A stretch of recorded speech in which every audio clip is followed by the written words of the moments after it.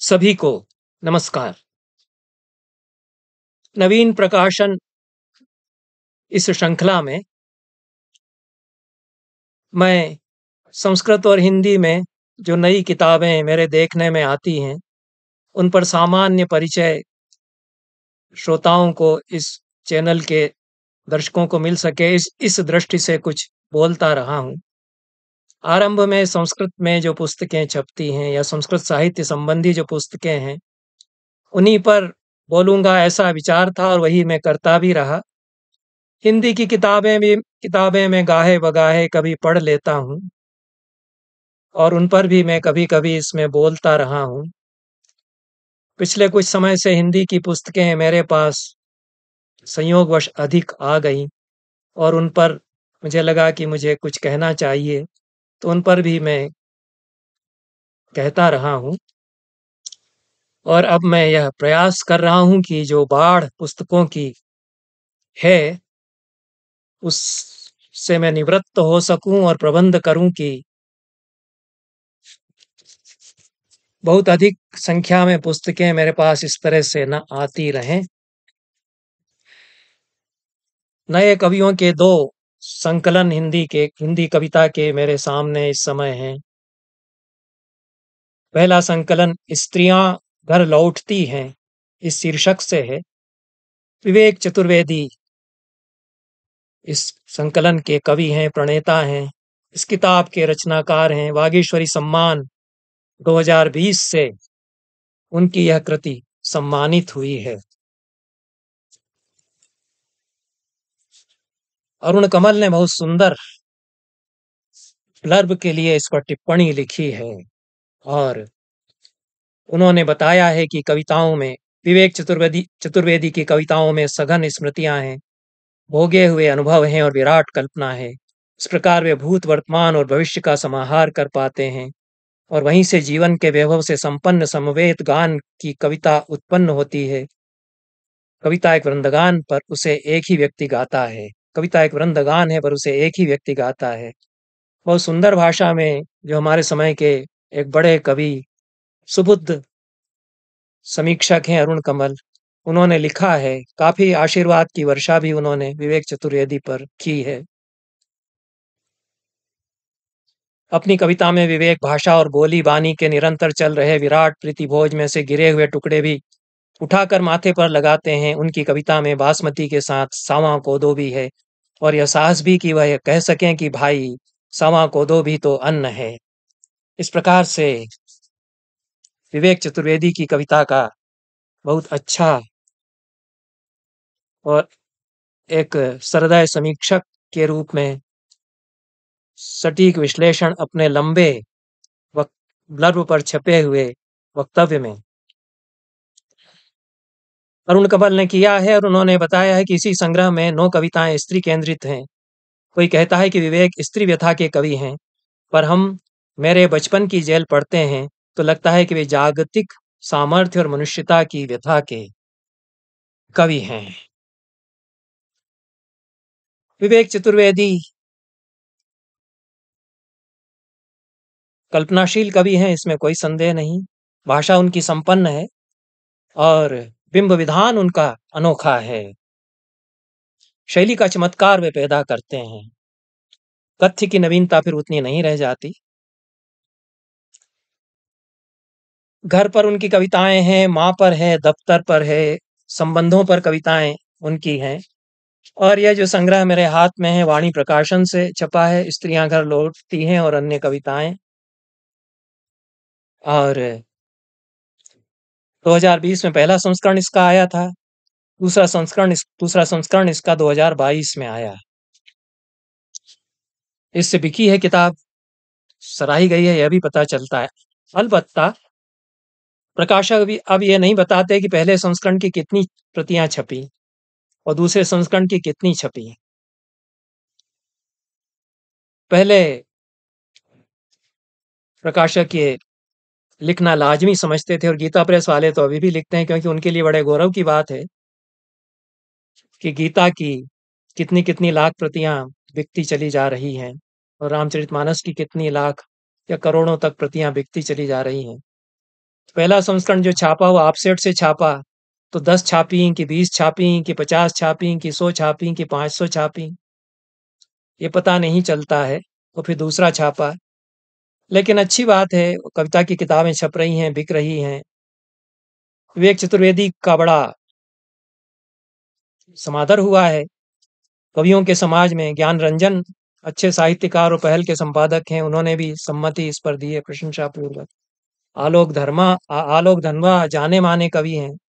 नरेश सक्सेना ने भी कहा है कि संभावना की ओर अग्रसर कवि हैं विवेक चतुर्वेदी। इस तरह से इसमें लीलाधर जगूड़ी, ममता कालिया और नरेंद्र पुंडरीक, सवाई सिंह शेखावत इत्यादि हमारे समय के कुछ जाने माने साहित्यकारों की समाशंसाएं, टिप्पणियां भी छपी हैं। आजकल ये सब करना पड़ता है, तो जो नहीं करते वो हमारी तरह होते हैं कि हमें क्या करना। हम ना 100 प्रतियां खरीदेंगे प्रकाशक से, ना हम उनको दे दे करके ये कहेंगे कि भैया लिख दो रिव्यू, इसको पढ़ना होगा पढ़ेगा। लेकिन यही जमाना है। यह मैं विवेक चतुर्वेदी के लिए बिल्कुल नहीं कह रहा हूं। टाइपिस्ट कविता है इनकी। यह काल के संक्रमण में एक आवर्तन विवर्तन करती हुई कविता है। और विवेक चतुर्वेदी घटना की सतह पर भी पहुंचते हैं, घटना के अंतरंग को भी खोलते हैं। एक ही घटना को दो कालों में एक साथ वे बयान करते हैं। या इस तरह की कविताओं में हम देखते हैं काल के संक्रमण में जो कविता संचरण करती है, यह हम उनमें देखते हैं। और सूक्ष्म पर्यवेक्षण उनका है, घर बार का, अपने समय के आसपास की दुनिया का। डोरी पर घर उनकी कविता है। आंगन में बंधी डोरी पर सूख रहे हैं कपड़े। पुरुष की कमीज और पतलून फैलाई गई है पूरी चौड़ाई में। सलवटों में सिमट कर टंगी है औरत की साड़ी। लड़की के कुर्ते को किनारे कर चढ़ गई है लड़के की जीन्स। झुक गई है जिससे पूरी डोरी उस बांस पर जिससे बांधी गई है डोरी। लहरा रहे हैं पुरुष अंतः वस्त्र, पर दिखाई नहीं देते महिला के अंतः वस्त्र। वह जरूर छुपाए गए होंगे तौलियों में। यह अच्छा ऑब्जर्वेशन या अच्छा पर्यवेक्षण है और ये बहुत कुछ कहता है। केवल अलगनी पर सुखाने के लिए डाले गए कपड़ों की जो तरतीब है वो क्या बयान करती है हमारे समाज में स्त्री की स्थिति को लेकर के। और इससे यही निकलता है कि स्त्रियां अभी भी निर्भय नहीं हैं। उनके लिए यही अच्छा है कि वे छिप करके रहें, लाज शर्म हया उनकी रहे, वो अपनी खुद ही बना कर बचा करके रहें, ना दिखाएं। जैसा मंत्रियों ने, कुछ मंत्री जी ने कह दिया था कि ये जीन्स पहन करके क्यों निकलती हैं। लड़कियां नौकरी करती हैं, मजदूरों की तरह काम करती हैं, खटती हैं जीवन में, कई बार माँ बाप को पालती हैं, लेकिन फिर भी उम्मीद यही है कि वो सर ढक के साड़ी सर पर चढ़ा करके निकले अगर करती हैं नौकरी तो। खैर ये तो मैंने कह दिया। विवेक चतुर्वेदी बारीकी से कहते हैं, कविता की भाषा में कहते हैं। अच्छी उनकी अंदाजे बयां उनका अच्छा है। उनकी प्रार्थना में यह अच्छी कविता है। कांपते पैरों से पहुंचते बाबू सनीचर की सांझ, पीपल के पेड़ तक बालते दिया, जोड़ देते आंखें बंद कर हाथ परम देव को। मुझे नहीं पता जड़ में पीपल की देव था या नहीं, पर उनकी प्रार्थना में था। आस्थाओं से जुड़ती है इस तरह की कविताएं, परंपरा से भी जुड़ती हैं, परंपरा की परिवर्तनशीलता को रेखांकित करती हैं और स्नेह वात्सल्य को भी बनाए रखती हैं, समाज में जो तब्दीलियां हो रही हैं उनको रेखांकित करती हैं। और नए कवि अच्छा लिख रहे हैं यह भी हमको प्रत्यय भरोसा देती हैं। माँ को खत यह कविता है। माँ अक्टूबर के कटोरे में रखी धूप की खीर पर पंजा मारने लगी है सुबह ठंड की बिल्ली, अपना ख्याल रखना माँ।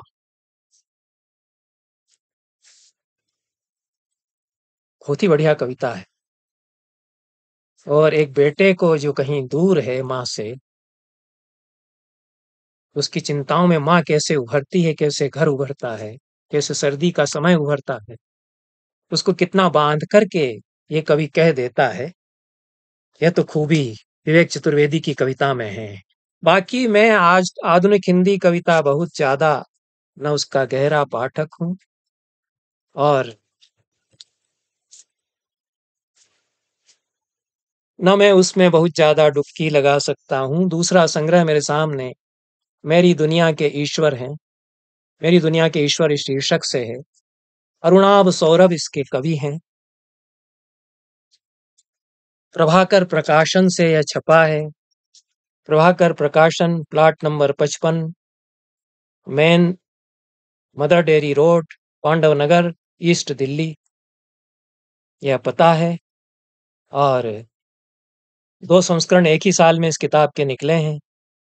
फरवरी 2023 में एक निकला, सितंबर 2023 में दूसरा संस्करण निकला, मेरी दुनिया के ईश्वर।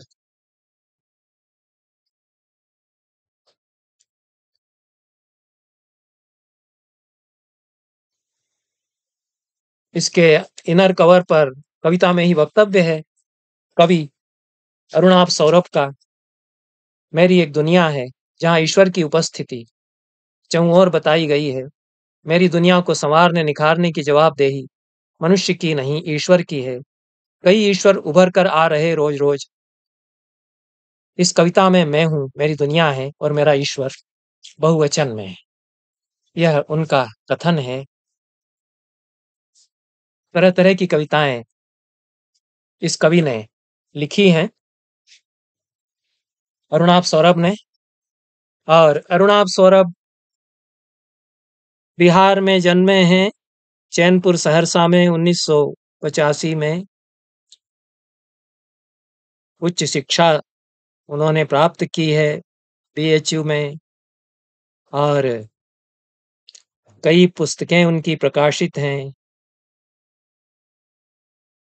हिंदी कविता संग्रह भी उनके प्रकाशित हैं इसके पहले, आलोचना पुस्तक भी उनकी प्रकाशित है, और अनुवाद भी उन्होंने किए हैं कन्नड़ वचनों के हिंदी में।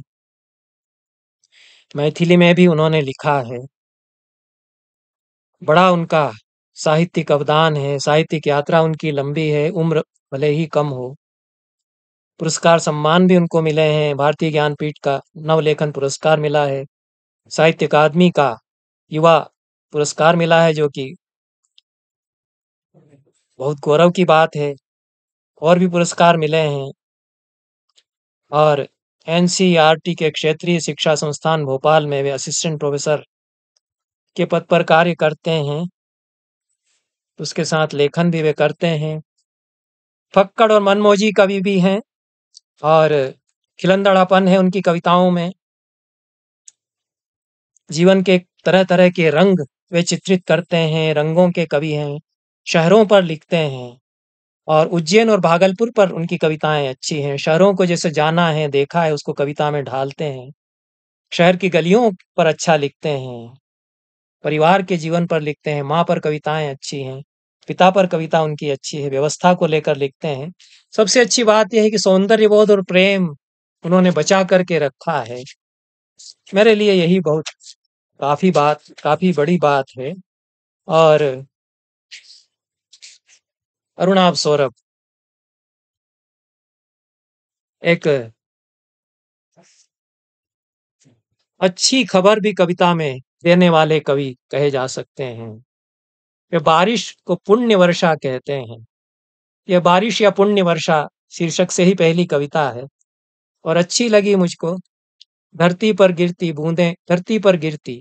बूंदें बारिश की छोटी छोटी, ये बूंद बूंद गोलाइयां, धरती को चुंबन है आकाश का, या धरती से आकाश के मिलने का सबूत, या प्यार है मर मिटने वाला, या प्यार की सिफारिश, ये बारिश है या हृदय के भीतर की बची हुई करुणा, हमारे भीतर की बची हुई मनुष्यता, पितरों के पुण्य की पुष्प वर्षा, इसी के सहारे जीते हैं हम, इसे देखकर जवान होते हैं।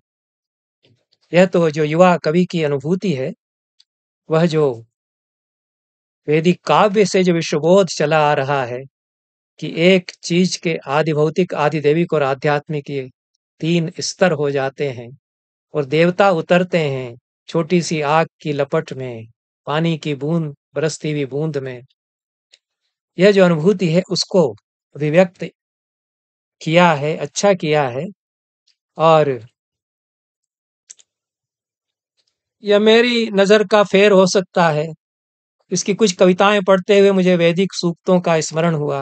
रात पर कविता है, और रात पर एक ऋग्वेद में जो सूक्त है, अद्भुत सूक्त है। रात की देवी जो उतरती है, जिस तरह से रात का वर्णन किया है, तो यह रात की देवी इसी तरह से हमें बचाए रहे, यह जो कहा है। और रात की जो सारी भौतिक अ, रात का जो सारा भौतिक परिदृश्य है, उसको बहुत बारीकी से अंकित करते हुए ऋग्वेद के कवि वो सूक्त रचते हैं। तो यह रात पर कविता भी अच्छी है, अरुणाभ सौरभ की। इसमें वो कहते हैं, पूरी कविता तो नहीं पढ़ूंगा।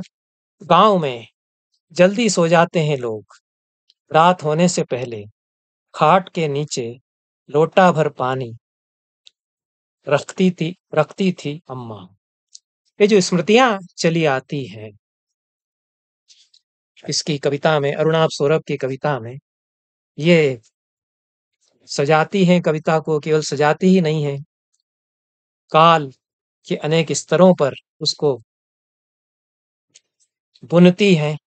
रात पर 2 कविताएं हैं, दोनों अच्छी हैं और दमदार कविताएं हैं कुछ इनकी, और कुछ बहुत मजे लेकर के कविताएं लिखते हैं। मुझे अच्छा लगा ये जो अरुणाभ सौरभ हैं। बहुत सारी कविताएं हम पढ़ते हैं, बहुत अच्छी होती हैं, लेकिन बहुत ज्यादा तनाव और जो शोषण आदि की बात करते हैं, बहुत ज्यादा अतिरंजित होकर के ही वो बोलते हैं। बड़ी पावरफुल कविताएं हो सकता है वो लिख रहे हैं, एकदम युवा कवि हैं, बहुत ज्यादा उत्तेजित होकर के लिखते हैं, दुनिया को एकदम तुरंत बदलने के लिए झपटने को तैयार वो हो जाते हैं। तो ये थोड़ा ठहराव भी इसकी कविता में है, इस कवि की कविता में। और इस तरह के दृश्य और अदृश्यों को, ये दृश्य अदृश्य शीर्षक कविता है, उसमें दृश्य को खोलते हैं, अदृश्य को भी बताते हैं। किसी बात की हामी भरता है कोई कवि कलाकार, कोई मजदूर मर जाता है सीवर में दम घुटकर, गटर साफ करने के दौरान हर तरफ होती है मुआवजे की घोषणा। ये पैरेलल्स जो समानांतरताएं हैं, पैरेललिटीज हैं, वो इसमें अच्छी खड़ी की गई हैं। और ये मार्मिक है इस दृष्टि से कविता, बहुत सारे दृश्यों और अदृश्यों को जो पकड़ती है यह कविता। तो इस तरह से ये कविताएं हैं अरुणाभ सौरभ की। और खीज कविता, ये बहुत सारी कविताएं इनकी वैयक्तिक हैं, पर्सनल हैं, और अपने भीतर के संसार में झांकते हैं अरुणाभ सौरभ। अंत में इस कविता में कहते हैं, मुझे खीज है कि न मैं सिर्फ खींच कर रह गया, मुझे खीज है कि मैं सिर्फ खींच कर रह गया और लुटता पिटता बिखरता रहा मेरा प्यारा सा देश।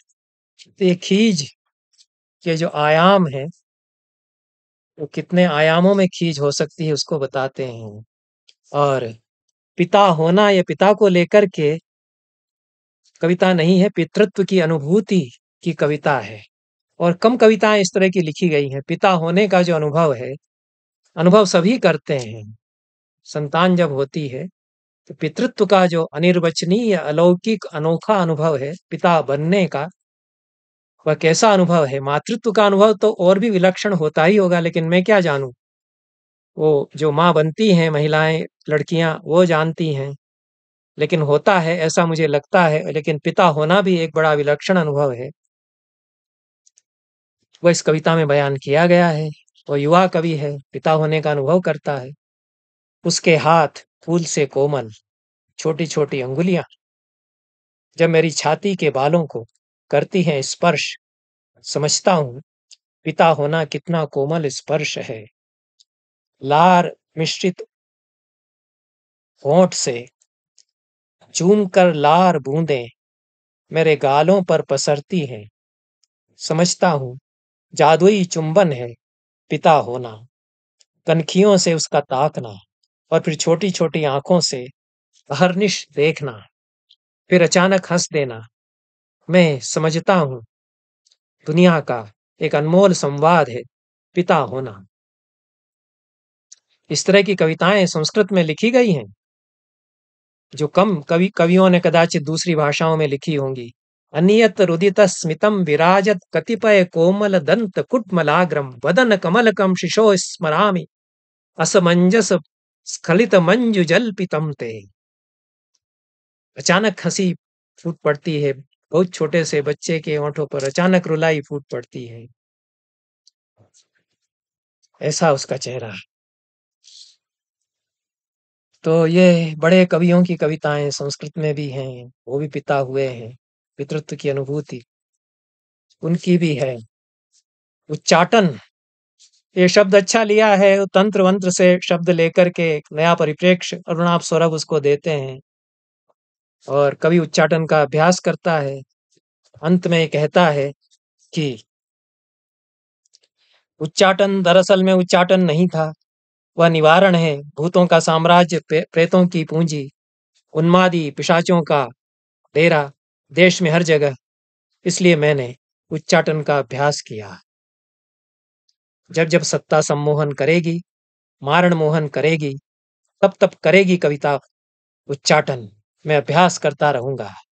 ये अपनी कुछ कविताओं में अरुणाभ सौरभ कविता क्या करती है इसको परिभाषित करने का प्रयास करते हैं और परिभाषाएं अपनी गढ़ते हैं अपनी शब्दावली में। तो यह एक कविता कवि कर्म की भी परिभाषा वे करते हैं। और उज्जैन पर कविता अच्छी लगी, जो उज्जैन में ज्यादा समय रहे हैं, घूमे हैं पुराने उज्जैन में, वे इसको अप्रिशिएट कर पाएंगे शायद। तो ये कभी भी लगता है कि कालिदास उज्जैन में रम गए, तो रम कर के उज्जैन का वर्णन कर डाला उन्होंने मेघदूत में। तो यह भी उस तरह का कवि लगता है। ये रहते तो भोपाल में हैं अरुणाभ सौरभ, पैदा बिहार में हुए हैं, कविता इन्होंने उज्जैन पर उसी तरह से लिखी है। कालिदास भी टिके थोड़े ही होंगे उज्जैन में, कुछ समय टिक गए फिर चल दिए, लेकिन उज्जैन रहा उनके मानस में। तो इस कवि के मानस में भी उज्जैन है। उसका एक अंश में पढ़ देता हूँ। ये लंबी कविता है, कुछ कविताएं बहुत लंबी भी लिखी हैं अरुणाभ सौरभ ने, कई पृष्ठों की है। और यह भी 4 पृष्ठ की कविता है, 3.5 पृष्ठ की। उसके कुछ अंश में पढ़ देता हूँ। अगड़ धत अवगढ़ अवधूत, साधु के मन असली साधु, असली पानी क्षिप्रा जितना, दंड कमंडल मंडित हस्त, भींग घोटा चिलम में मस्त, धर्म नीति मार्ग प्रशस्त, घूमते घूमते हो गए पस्त, सूर्य अस्त। बहती है शिप्रा अब नर्मदा के जल से, हर घाट अब भी जिंदा, घाट के नीचे पत्थरों के कोनों में बतियाती कहानी सुनाती है शिप्रा। जो मुझे अच्छा लगा इस कवि के बारे में कि बहुत सारे नए कवियों को, बहुत सारे तो नहीं, 2 4 5 10 को मुझे पढ़ना पड़ गया, और जो एक लय घूमती चली जा रही है उसकी उन्हें कोई परवाह ही नहीं है।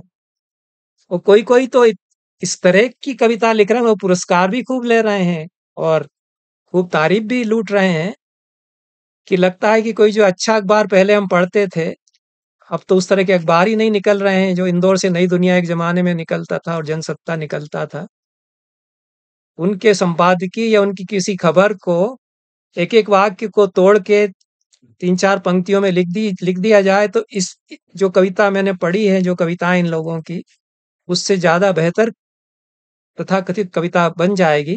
यह मैं इस कवि के बारे में नहीं कह रहा हूँ, क्योंकि जो जो मैं कहना चाह रहा हूँ कि ये जो लय वहां गुम रही है, ये लय बनाता है कई जगह, वो कई तरह की लय ये बनाता है। तो यह इसमें अच्छी बात है। तो उज्जैन शहर में घूमते हुए उज्जैन शहर की लय पकड़ता है, फिर उसको कविता में बुनने का प्रयास करता है। अंत में जो कहा है वो मुझे अच्छा लगा। अगर धर्म मानवता के लिए अफीम है, तो दुनिया का अत्यंत नशीला शहर है उज्जैन। आस का दूसरा नाम भी है, आस का दूसरा नाम ही है उज्जैन। ये शायद उज्जैन के बारे में और कोई नहीं कह पाएगा जो अरुणाभ सौरभ ने कह दिया। इसलिए कई बार बहुत कुछ ऐसा कह जाता है यह कवि जो अन्यत्र नहीं है, और जो बहुत सारी कविताएं इस समय लिखी जा रही हैं, उन सब में वह सब मिलता है जो अन्यत्र बहुत कुछ मिलता ही है। नानी की कहानी में देवराज इंद्र, यह भी अच्छी कविता है और अलग तरह की कविता है। इंद्र की कहानी कहती है नानी। फिर कवि कहता है खीरी पेरा में, नानी को गए वर्षों बीत गए, पता नहीं उस स्वर्ग में बुढ़िया को जगह थोड़ी मिली कि नहीं, जिसकी हर कहानी में कमजोर लाचार और मोहग्रस्त पापा, जिसकी हर कहानी में कमजोर लाचार और मोहग्रस्त पाया आपको। ये इंद्र के लिए कह रहा है कवि।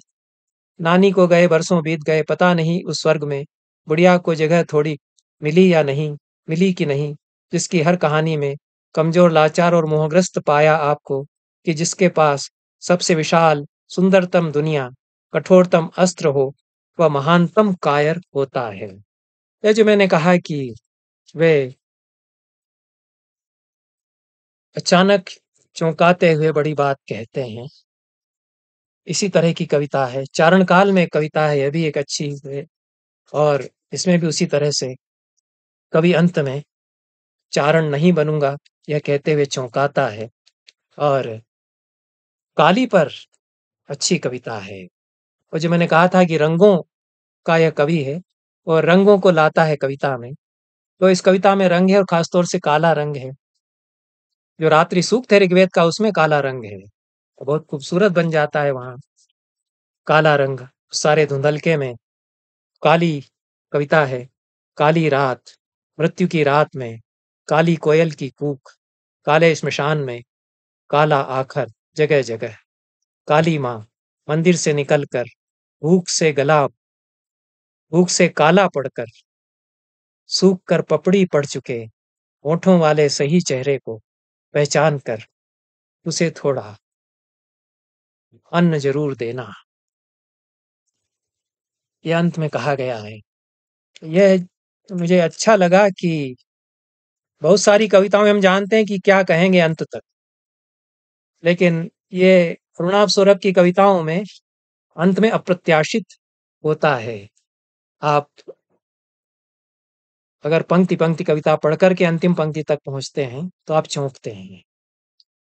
आत्मज्ञान शीर्षक रखा है कविता का, ज्ञान नहीं कहा है, आत्म भी नहीं कहा है। आत्मज्ञान न कहकर आत्मज्ञान कहा है, और ये आत्मज्ञान अच्छा है इनका। इस कविता को पढ़ करके मैं इस चर्चा को इस विराग सौरभ नहीं अरुणाभ सौरभ पर जो नाम भी गडमड हो जाते हैं और बहुत सारे कभी मिलते जुलते नाम वाले हैं ही हैं, तो आत्मज्ञान छोटी कविता है, इसको मैं पढ़ करके समाप्त करता हूं। इस कवि पर यह वक्तव्य, महान वेधशालाओं में किए गए परीक्षण, विचारों के सबसे बड़े स्कूल से प्राप्त ज्ञान के आधार पर सभ्यता में तुम ही चाल चलता चालाक आदमी, जिसकी चमकती हुई शातिर आंखें, बेहद मीठी जुबान और मुस्कुराता हर बात पर, यह दुनिया का सबसे अमीर, सबसे बड़ा नेता अधिकारी हो सकता है, वो दुनिया का सबसे चालाक आदमी हो सकता है, पर वो सिर्फ आदमी और उसमें कवि नहीं हो सकता। यही आत्मज्ञान है, तो ये बना रहे, यह मैं कामना करता हूं। और विवेक चतुर्वेदी की किताब पर मैंने अभी अभी चर्चा की है, उनका परिचय मैं देना भूल गया। मैं कोई गहरी समीक्षा नहीं करता हूं, मैं समीक्षा भी नहीं करता हूं। मैं संस्कृत के ही ज्यादा मेरे श्रोता हैं, वो इस बात के लिए भी मेरे प्रति कृतज्ञ होते हैं कि हिंदी की भी कुछ पुस्तकों का परिचय आप दे देते हैं। उनकी दृष्टि से मैं कुछ बोल देता हूं। मुझे हिंदी का समीक्षक समझा जाए ऐसी कोई आकांक्षा कामना मेरे भीतर कहीं भी नहीं है और शौक से पढ़ता हूँ। मन होगा तो पढ़ूंगा, किताब आ जाएगी तब भी अब पटक ही दिया करूंगा। तो विवेक चतुर्वेदी का परिचय बताना मैं भूल गया था और जो अन्य भाषाओं के लोग मेरे इस वक्तव्यों को सुनते हैं उनकी दृष्टि से मैं परिचय भी जब याद रह जाता है तो पढ़ देता हूँ, तो मैं भूल गया था तो मैं पढ़ देता हूँ संक्षेप में।